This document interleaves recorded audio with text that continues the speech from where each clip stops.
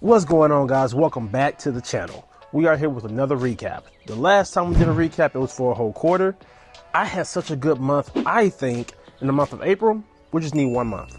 So we're going to go through everything that I got in the month of April. We're going to have the price up above. Let me know in the comments, guys, how did I do? Before we get into it, drop a like and drop a sub. Let's do it. So the first bottle, one of the first bottles I got in the month of April is Travelers. Now, this bottle has gotten a lot of hype and a lot of buzz this year in the bourbon community, simply because it's a Buffalo Trace product. It's one of the newest Buffalo Trace products, and it's a collaboration with Chris Stapleton. So Chris Stapleton is one of the co-founders, and obviously got the master distiller, Harlan Wheatley, which everybody knows, Wheatley vodka, things like that. So this is going to be more of like a easier to get bottle for Buffalo Trace, because their staple Buffalo Trace is now highly allocated. So this is supposed to take the place of the original Buffalo Trace to be more in the of a shelf staple. So I got this for around, I think, $35. It just hit Tennessee. Well, just hit Chattanooga, Tennessee this month. I know it's been talked about since January. So this is bottle number 1 for the month of April. Coming up next, I found really a treat. Got somebody who was liquidating their collection. They just were getting out of the game, and they had some things that I just never heard of and never seen. One of which is this gem. This is a virgin bourbon. People called it a bottom shelf, banger, to put it lightly. It's a bottom shelf banger. I got this for around $25, and it's aged for 3 years. It's 101 proof, but I think the Heaven Hill Bottled and Bond took the place of this, because this has been discontinued. So I'm excited to crack it open. I was able to get 2 of these bottles for $25 a piece. So I'm gonna crack it open and really just give my thoughts on it. I'm excited to have another 101 proof bottle to get familiar with, especially with it being discontinued. I won't get another chance. So this is a virgin bourbon. Going along the same line, this is another bottle I got from the guy liquidating his collection, and once again, another $25 piece. This is Jack Daniel's Bottled and Bond, and this is actually a liter. You guys know Bottled and Bond, they have strict rules and regulations for something to be called Bottled and Bond. So this is Jack Daniel's rendition of a Bottled and Bond. So really excited to crack this open. I don't see this often, especially not for a liter. I don't think I've seen the Bottled and Bond really anywhere, honestly. So excited to have this in the collection, and excited to give this a taste and give you guys my thoughts. So along the same line, once again, liquidating a collection, I was able to grab this gem. Now this is Jack Daniel's Master Distiller series. And what they do is, there's only been, at the point this collection came out, 7 master distillers. Now I know Jack Daniel's has an 8th master distiller. I think fairly recently they changed distillers. But this is James Howard Bedford, or Jimmy Bedford, who was the 6th master distiller from 1988 to 2008. So this is his bottle. It also comes with a unique limited bottling code and everything.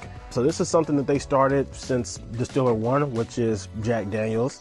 Distiller 2, 3, 4, so on and so forth. So every time there's a new distiller change, there's a new release from the series. So I'm excited to see when they come out with number 7, because I will be in the market to try to grab it. So yeah, I'm excited to give this a crack. I didn't even know this was a thing until I came across it. So I'm on the hunt to try to track down the rest of the Master Distiller series numbers. So number 6, Jimmy Bedford. And I forgot how much I paid for this. Oh, I think I paid $25 for these as well. So got a great deal. Great deal. The next bottle is number 2 from the Master Distiller selection. So this is Jesse Butler Motlow, or Jess Motlow. And he was a Master Distiller for Jack Daniel's from 1911 to 1941. Now, his bottle, he is the 2nd Master Distiller right behind Jack Daniel's. And I think Jack Daniel's was his uncle. So he is one of the reasons why Jack Daniel's is so popular today, because he remembered how the original Jack Daniel's recipe was made and brought that back once Prohibition and things like that were lifted to what we know today. There's a quote for every one of these. Where's that quote? Here it is. So for every one of these bottles has a famous quote from the Master Distiller. In this bottle, The quote is, "If it was good enough for Uncle Jack, it was good enough for me." That means he didn't change anything. He left it exactly the way he saw his Uncle Jack make it. So that's the original Jack Daniel's recipe. Cool bottle to have in a collection. Like I said, there's some other ones out there, even #1, which is Jack Daniel's himself. So I will be on the look and see if I can track those bottles down. So continuing down the hunt, the rabbit hole of the month of April, I was able to grab a Weller Special Reserve. Now, as you guys know, Weller Special Reserve is really the base level of the Weller lineup. It's really floor #1. But I don't have another one, so I would want to get another backup. So got the Weller Special Reserve, and as you remember from the recap video, I was able to get CYPB and Full Proof. So I was able to find 3 of, I think, the 6 Wellers from the Rainbow within the first couple months. So I'm up to a pretty good start. I think I got this for around 35 or so bucks. We have the running total right up here. So yeah, added the Weller to the lineup. So we got us a green label. Let's keep this train rolling with the next up. So the next up is a local. So we have a Chattanooga whiskey, but this is their port cask finish, right? And so Chattanooga, they come up with an experimental blend almost every year. I think one year was like the limoncello. I think one year they had the honey.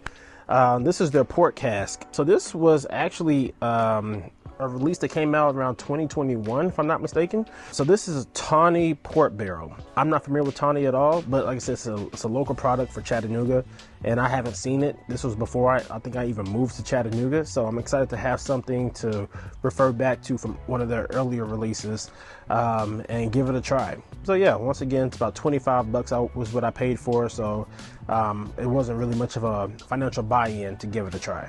But if you've tried this before, definitely let me know how was it when it first came out, because I'm just not getting my hands on it in 2024. Moving on, another bottle I got was Elijah Craig Single Barrel. Now this single barrel is really big for the Chattanooga area because it's a kind of like a commemorative piece. It's a commemorative piece. Words are hard. Commemorative piece for I think an old store owner or a store manager in a local store here. This is Rusty's pick is how they tailored it. On the back they have things that were important to him, so I think that's like the Braves. I think that's Tennessee, for he's a Tennessee fan. So this was a single barrel pick in memory of him.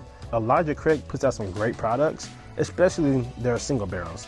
So really excited to have another single barrel in the collection, and this single barrel specifically comes in at 119.5 proof. It has been aged 10 years. So, like I said, a pretty solid single barrel. So this was more like a community commemorative piece here. With that, another pick I have is Hard Truth Mellencamp collaboration. So Hud Mellencamp, who is one of the co-founders of the Mellencamp Whiskey Company, and he's also the son of John Mellencamp, who I think was a really big, I think country star or singer from back in the day. But he partnered with Hard Truth, and they have a 4-part series. This is release #2, and it has more like a chocolatey, weedy grain taste to it, and it's actually really good.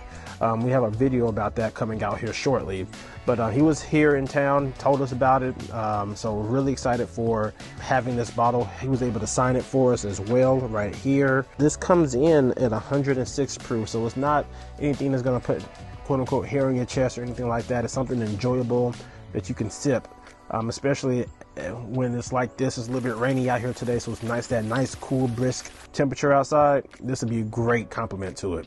So yeah, got us a Hard Truth product, part 2 of the Mellencamp series. And then lastly, I got me a treat. Now this is the first time I've had this bottle in the collection, and it's something that I've seen quite a bit. I hear people talking about it. I've just never had the opportunity to purchase it. So this is Caribou Crossing. Caribou Crossing is something that I've heard quite a bit about when I started joining bourbon groups and entering into getting deep into the bourbon society. The bottle by itself, man, it just looks cool. I mean, look at this thing.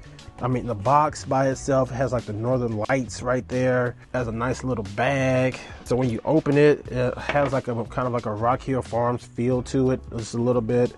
You have an elk on the head instead of like a horse. Just completely different spin on the bottle.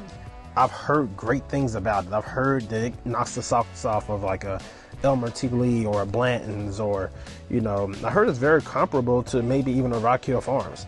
So I'm excited to have it. I think I paid like $100 for it, which I know these bottles can go for $200 sometimes, depending on the market you're in, right? And that's the thing when it comes to bourbon, you have to get lucky.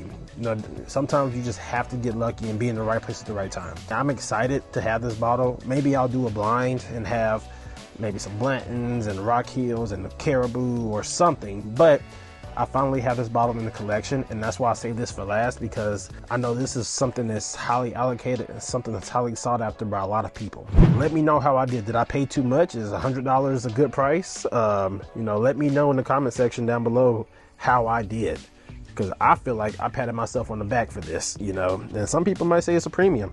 You know, some people have their rules where they don't go over 75, 80 bucks for a bottle. Everybody has their own philosophy when it comes to bourbon hunting. But for me, if it's a bottle that I want and I got the money for it, I might spend it within reason. I'm not gonna spend like $1,000 for something that's not worth it. But yeah, that concludes the hunt for April. We have the running total right up here. I think I did great. I mean, for the amount of bottles I have about 10 bottles here. 11 if you count my 2 virgin bourbons, but got about 11 bottles for under, I think, $600, right? I mean, that's very hard to do, especially for some quality bourbon. And nothing I got here is just a space filler. Like, these are some nice bottles, some things that people might, you know, travel for. I mean, the Distiller series, there's some serious Jack fans who will go crazy for these. Virgin bourbon, I know Virgin bourbon had a huge cult following when it was on the shelf. Now it's not there.